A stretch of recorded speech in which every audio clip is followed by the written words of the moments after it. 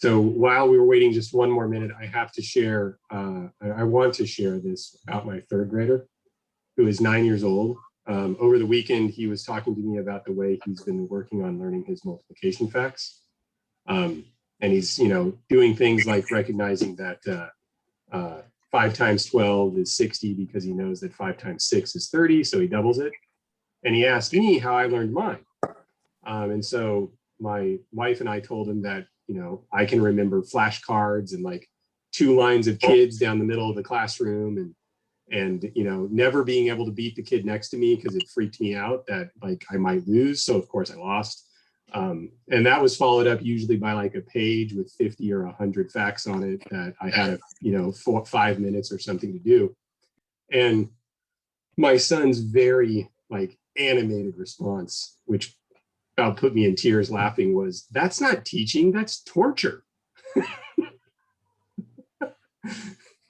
And so, well, I wonder where he might have heard that. Yeah, he might have heard that from me at some point. He might have heard that. I don't know. But I agree with Sam. I have to tell you, I missed many a recess because I refused to learn my multiplication table. So I had to stay in at recess and take time tests. So that was a form of torture too. Yeah.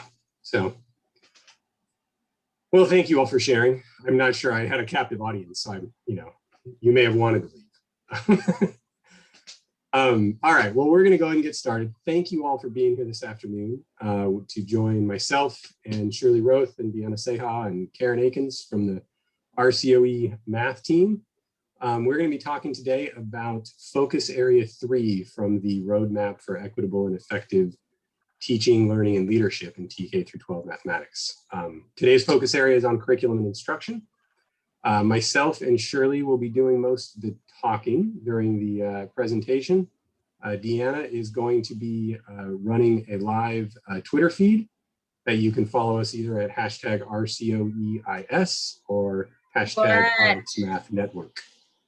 So, and also Karen is going to be monitoring the chat. So if you have any questions as we go through these slides in our presentation today, please drop them in the chat so Karen can interrupt me politely or otherwise and let us know what those questions are.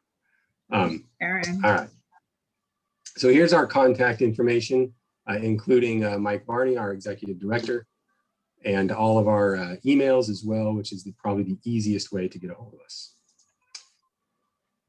As I mentioned, Deanna is going to be running a live Twitter feed following, and you can follow us at RX, and I believe that's an underscore math. I will, is there anything else that you'd like to share about this, Deanna, before we move forward? No, so what I'll be doing is I'll be posting slides, and then if you make any comments in the chat, I might take those over and drop them into a tweet. If you have a handle, rename yourself and include your Twitter handle.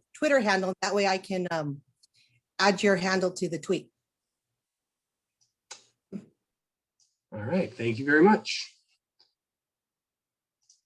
Okay, so some of this information is similar to our other more in-depth look at focus area 1 and 2, but just so you have an idea, if you weren't there for the other two, the purpose of the roadmap document was to highlight a need for significant changes within our system to around mathematics, to bring a focus on inequitable practices within education in Riverside County, illuminating topics that can begin crucial conversations that can benefit all students, and also to provide focal points to begin that critical work with stakeholders. So the ideas in the document are not by any means comprehensive or all-inclusive, but they are great places to start conversations with your stakeholders, with your teachers, with other administrators at your site within your district or your PLC team. So it's a way to get that ball rolling and to ensure that you're focused on some topics that have a high yield and benefit for students. So the organization of the document, which we will provide a link to later on in the presentation, It's based off of the National Council of Teachers of Mathematics and TOTOS Math for All, as well as the Catalyzing Change series from NCTM. And the document's organized into 5 focus areas, in which we're going in depth into each one of those. And each section is designed around the idea of acknowledgement, action, and accountability. So there's some acknowledgement of where we are currently at in education, what some of the pitfalls and roadblocks have been and currently are. Then there are some actions that are recommended and ways in which to provide accountability for those actions. Again, as I mentioned, one of the key pieces that we took inspiration from were the Catalyzing Change series, and they have these key recommendations for elementary and middle school mathematics and high school mathematics. These are also incorporated into Chapter 9 of the proposed framework draft that's out for public review right now. This idea of broadening the purpose of learning mathematics, creating equitable structures in mathematics, implementing equitable mathematics instruction, and developing deep mathematical understanding in our students. And you can see they're very similar in high school as well, providing that each and every student should learn the essential concepts, which are detailed out in the Catalyzing Change for High School book, in order to expand those professional opportunities for students, and discontinue practices of tracking teachers and students into qualitatively different or dead-end course pathways. That really applies to middle school as well when you think about acceleration in middle school and so forth. All right, so our focus area today is curriculum and instruction. And our purpose today is to highlight the need for a revised understanding of curriculum and the importance of high quality instruction.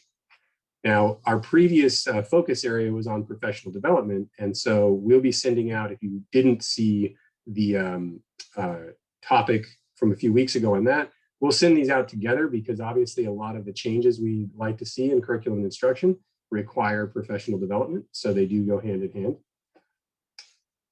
All right, so when we think about focus area 3, curriculum instruction, and where we're at, what's our current reality? A few things that we wanted to bring to the forefront are this idea that we need to recognize that textbooks will not solve the problems we're facing and should not be the basis for mathematics training. So in a sense, what we're saying is we need to train on high yield instructional moves and strategies that center student voice while developing understanding. And that should be the focus of our instructional professional development.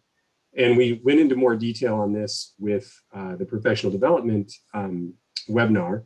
But the idea being is that, yes, if we get new textbooks or a new curriculum from an adoption, we do need to make sure we're familiar with those materials and can use them to the best of our ability. But we also don't want to misconstrue any textbook training as math training, because usually they're not one and the same. We need to recognize that pacing guides and curriculum maps that we've utilized in the past, we currently utilize.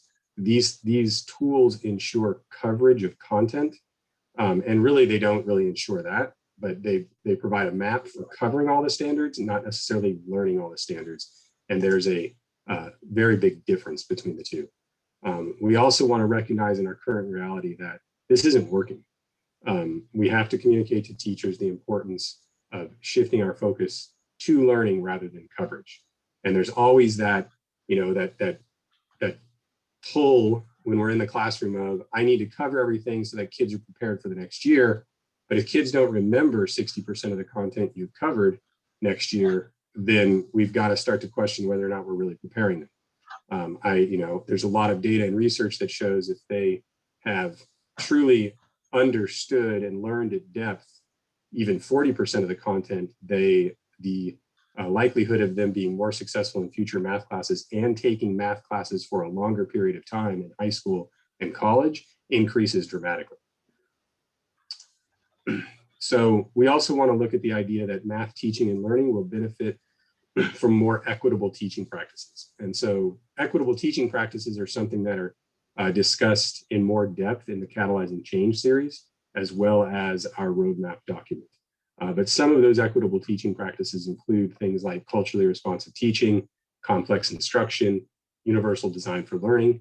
And there is also a crosswalk between NCTM's math teaching practices and what equitable teaching practices might look like in the roadmap document, as well as the Catalyzing Change series. So that's just a glimpse into some of the reality of our current situation as it relates to curriculum and instruction. So I'd like you to think about this statement that I'm going to read, and I'm going to invite you to respond in the chat. So know thy impact. What has been your role in continuing to promote textbooks and pacing guides as the primary authority of what to teach and when?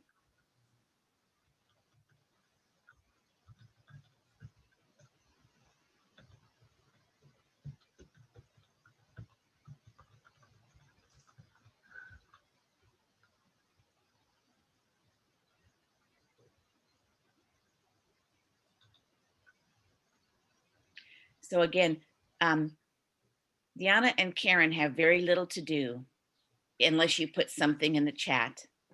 But this is a tough one because this is self-reflection, right?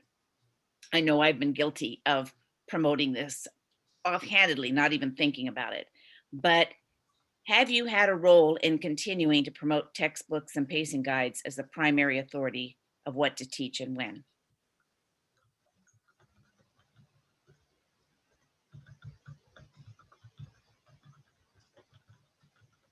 That's great, Jeff.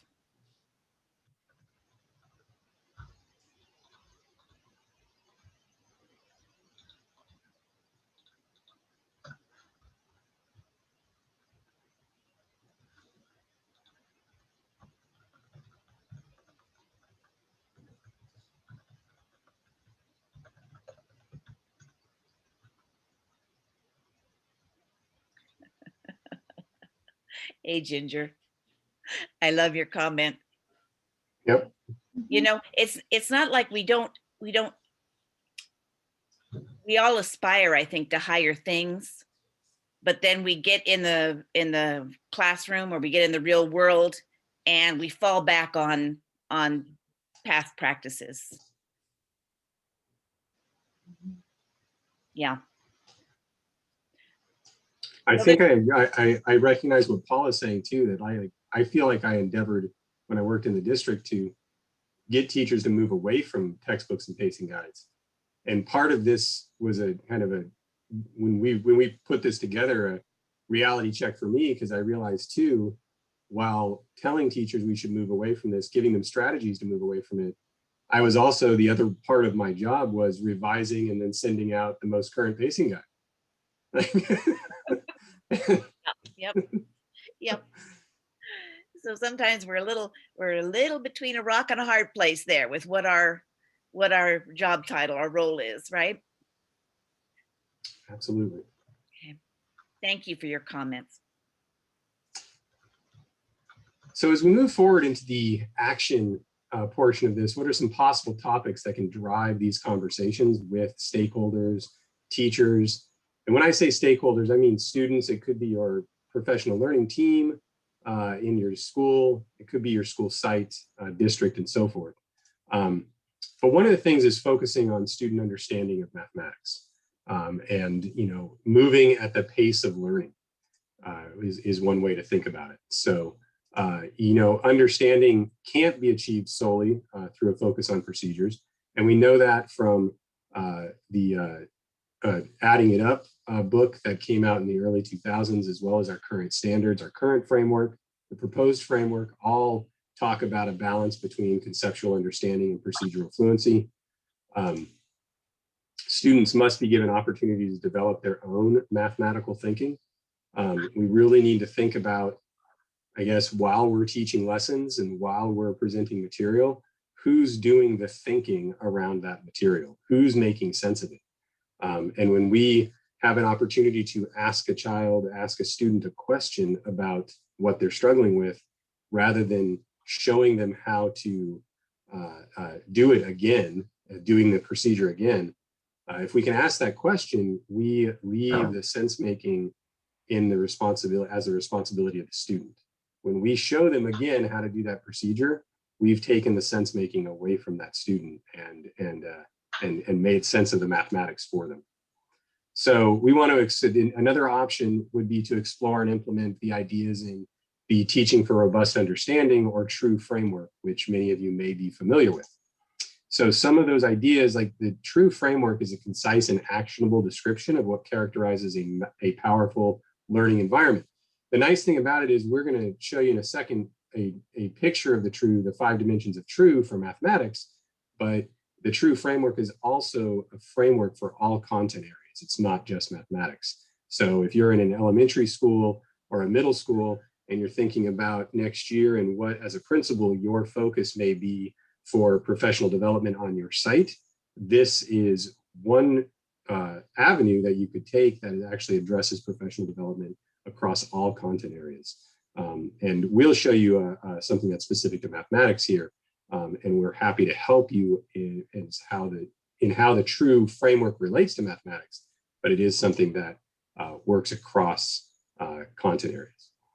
TRUE also focuses teacher, classroom, and administrator attention on what really matters most in instruction, which you'll see in the 5 dimensions in just a moment. So in just a moment, Karen's going to drop this in the chat for you so you don't lose it, but we're going to have you look at the TRUE framework so you have a chance to look a little closer. And then the question to respond to is, what does it look like to focus on student understanding of mathematics? What is your current understanding of the TRUE framework? And I would expect there could be a few people who have never seen it before and don't have any familiarity with it. And some of you are really experts. So I think Karen has dropped that question for you to respond to in the chat. And here's a overview. This is certainly not the whole document if you are to go to it, but here's an overview of the TRUE framework.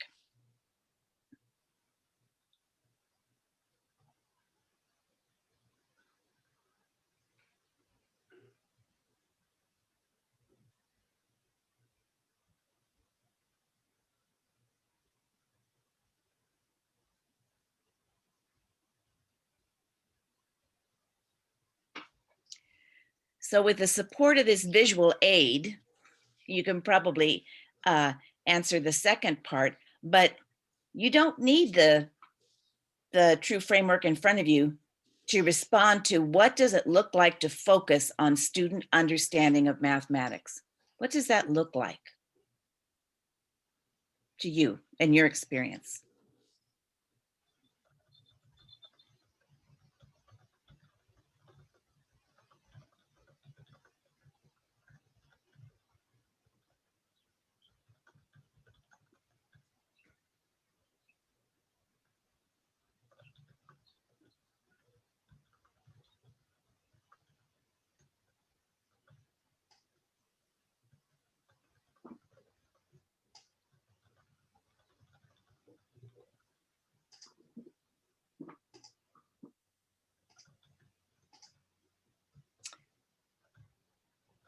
Here it comes. I could hear keyboard typing. So I knew people were responding. They just need, it's a deep question, right? Hearing what they are saying as they make sense of math together. It sounds like formative assessment, right? Using their responses to drive where I go next in the lessons to help them get to the lesson objective. Thank you, Paula.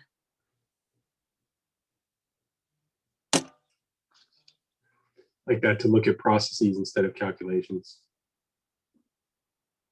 Yep. Octavio mentioned the big ideas and being able to explain their ideas.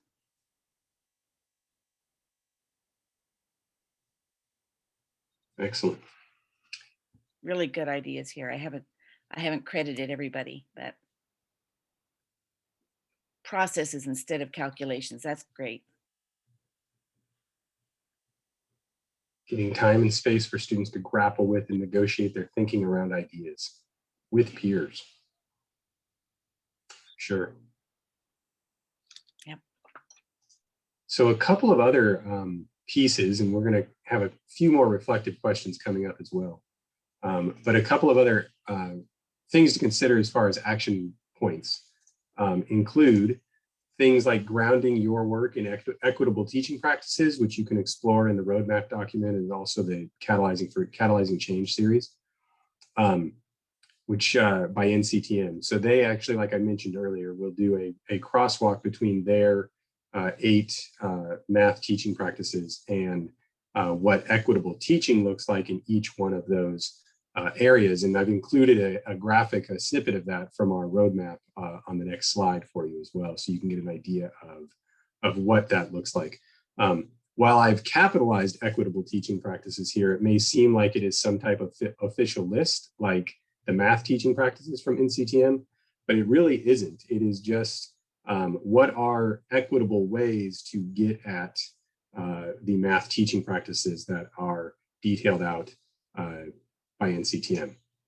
So here you can also think about exploring these the connections and working with them in your PLCs, at your PD, within your school site or in district and school policies as well. What are those equitable practices that may include things like, we're talking about curriculum and instruction today, but a piece of that is also how kids get access to that curriculum and instruction, and what are those policies that are in place that may hinder students who are very capable from getting access to high quality mathematics, whether those are placement practices or acceleration practices in middle school, if it's grouping practices in elementary school, however we want to look at that. There's a lot of different things that, a lot of different structures that are inequitable within our system. So also encouraging teaching and learning that fosters curiosity and exploration, keeping with this idea that, we only truly learn something that we're curious about, that we want to learn about. And so that's always kind of the rub with mathematics, with history, with a lot of different content areas, is students don't see the relevance. And so if we can build that relevance into a culturally responsive pedagogy, so that we include students' voice and their cultures and their experiences, we will naturally be able to drive instruction through student curiosity more effectively.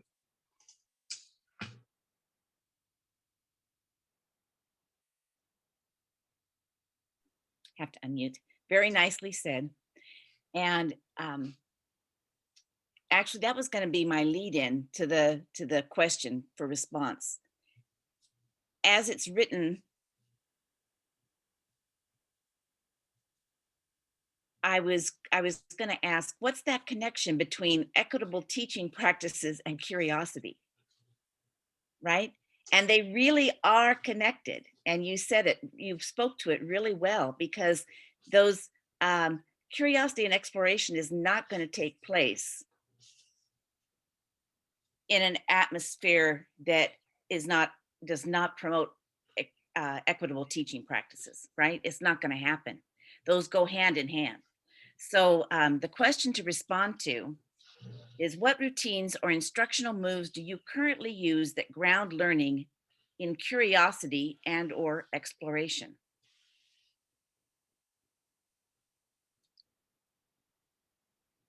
Love it, rich task. This is a great chance to share and help your colleagues here. What do you do? What are those instructional moves that you value? Number talks.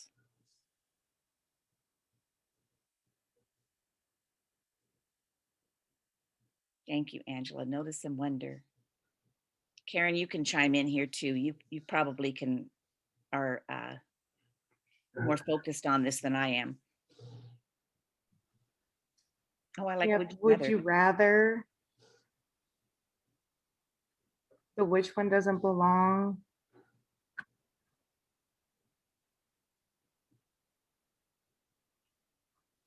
Notice and wonder, math talks. Lots of really good number sense routines. Providing opportunities for success. And I would add, maybe not easy success. Rigor and struggle, and then success. Wow. Building that identity, that math identity. One of the things that and when we get to the question and answer portion, I'd love to ask the participants today, and I want to ask it now just so you can think about it, is to what degree are number talks or notice and wonder or would you rather directly aligned with the content you're teaching at the time? Oftentimes, and the reason why I'm asking is oftentimes working with teachers, sometimes the struggle for teachers who are new to those routines is seeing them as the struggle is in seeing them as a way to reinforce the content and not just doing some other math that's fun and interesting for kids. And then now I'm going to go into the lesson I have to teach. Yep. So I don't know, maybe we can talk about that a little bit more during the question and answer portion, and how you think about that in your own classroom. I think that's a great question, because that also, I mean, can number talks be done poorly? Right? Can notice and wonder be done poorly? Mm-hmm. I mean, I think they can, unless we kind of get a handle on what the key elements of any of these routines are that make them actually foster curiosity and exploration, right? What is it about Mm-hmm. those and about equitable teaching practices that is central to those practices? Mm-hmm. Okay. While you were mentioning that, I just wanted to put up this. This is a snippet from the roadmap, which came out, and it came out of the NCTM books on catalyzing change, about what the equitable teaching practices might look like, lined up with 4 of the 8 mathematics teaching practices.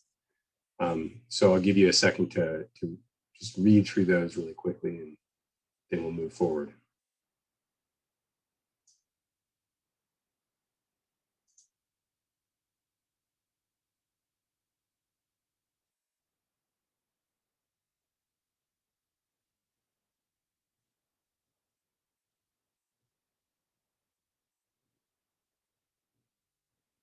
All right. So as we've talked about acknowledgement and action, we're going to move into the accountability piece and kind of, thinking through the lens of mathematics, what's our responsibility to society? And we say this specifically because we can't just have a responsibility for teaching the standards, or a responsibility to teach our content, or a responsibility to just prepare kids for the next grade level. We have to recognize that those things sit within a larger responsibility to continue to better our society. And as math teachers, we have a role in doing that. As English teachers or history teachers, as teachers, we have a role in doing that. So one way that we can hold ourselves accountable, hold our organizations accountable, is to choose to focus the efforts of curriculum instruction on areas of improvement that go beyond textbooks and pacing guides. Focusing in on things like cognitively guided instruction, CGI, the equitable teaching practice, the idea of equitable teaching practices, focusing in on social justice or universal design for learning, or culturally responsive teaching. Obviously, don't try them all. That's not a focus. So, but it is oftentimes, our, hey, we did all these trainings on UDL last year, so this year we're going to do some trainings on CRT.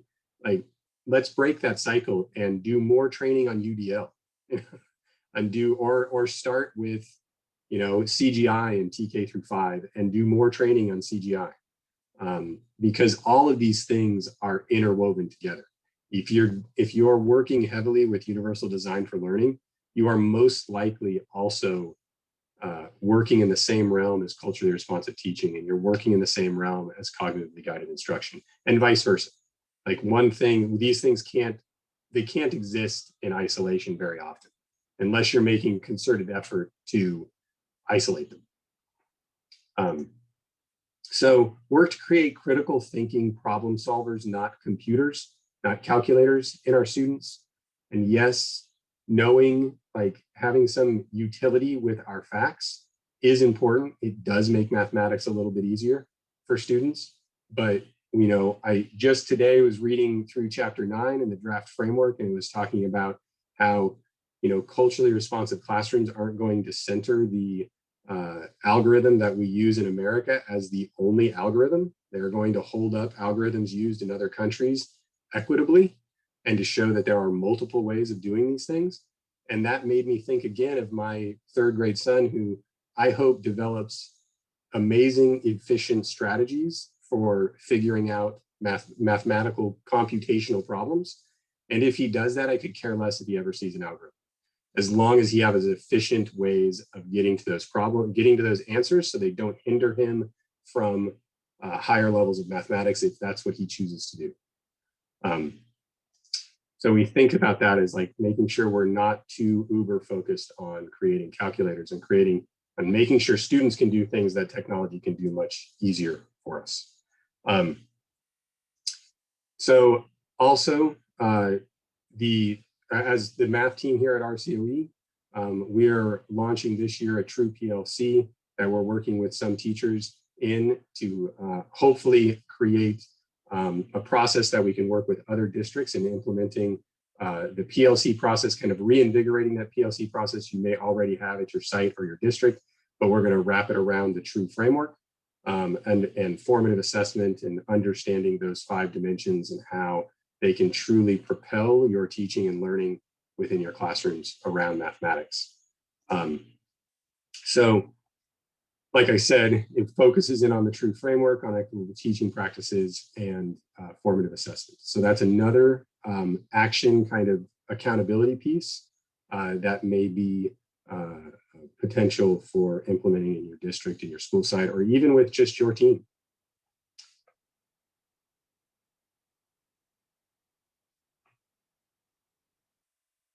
You're muted, Shirley.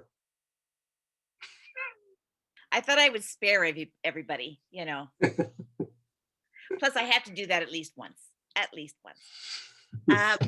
To respond to this particular statement. And this again it might be getting a little personal, but we're all friends here. So how effectively does your current PLC or PLN work?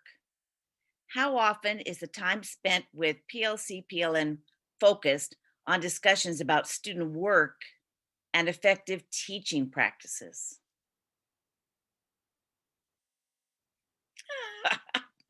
Wow, that was quick, Paula.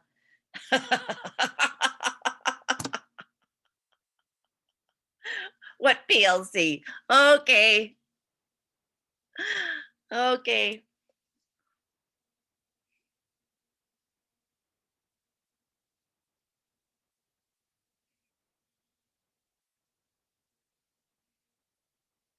I know where you stand, Paula, that's for sure.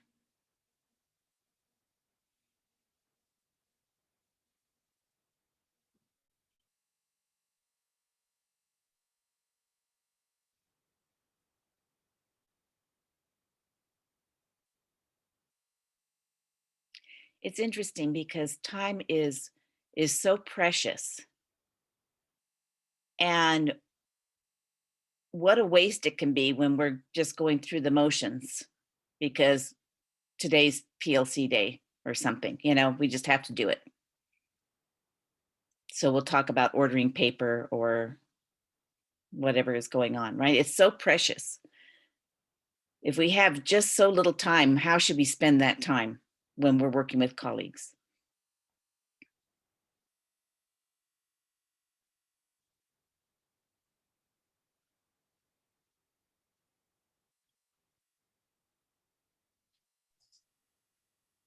Nadira, that's a really good point, is Yep. the structures that are in place to effectively support PLCs.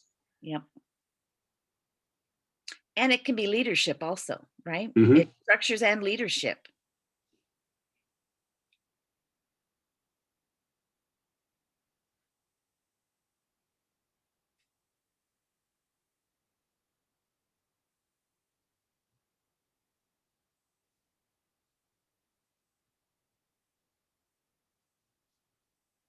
For sure.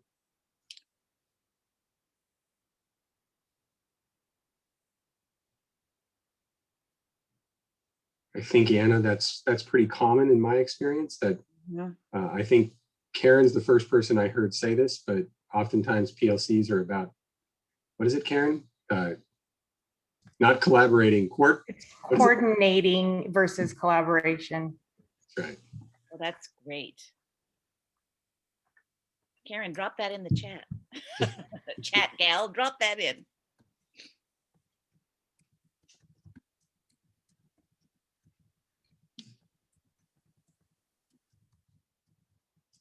All right, well, we can continue that portion of the conversation too. Thank you all for your contributions and those reflections and your honesty about what's going on in your current reality. So we want to kind of close today with this call to action that we've included in each of our webinars so far. And it is a recognition that we work within a system that was designed over 100 years ago and remains virtually unchanged. Now, we specifically say there we work within a system. That's the larger system. And we recognize that in individual classrooms, an awful lot of change has occurred, but not in every classroom, not across our system. We have standards that are benchmarked internationally. We have a social responsibility to address the unjust or racist and harmful practices within our system. So more than ever, mathematics is a gatekeeper. For a lot of students, it hinders their ability to realize their full potential and become involved members of society. We're calling upon all educators to engage in this work, to dismantle these structures that continue to oppress Black, Indigenous, and people of color students, our students of disabilities, our students who receive foster care and homeless services, and all our marginalized student populations, and to help those students see the beauty and joy and wonder of mathematics. So it's crucial that we move beyond our past practices and traditions and instead look to current research as the basis for our conversations and next steps. And we hope this document can help teachers, teams of teachers, school sites, districts, and eventually our county as a whole to identify some of those next steps that are research-based, some of those places to start those conversations. And with that, I'd like to open it up to questions, comments, anything else that's going on out there for you right now that we might be able to have a conversation around.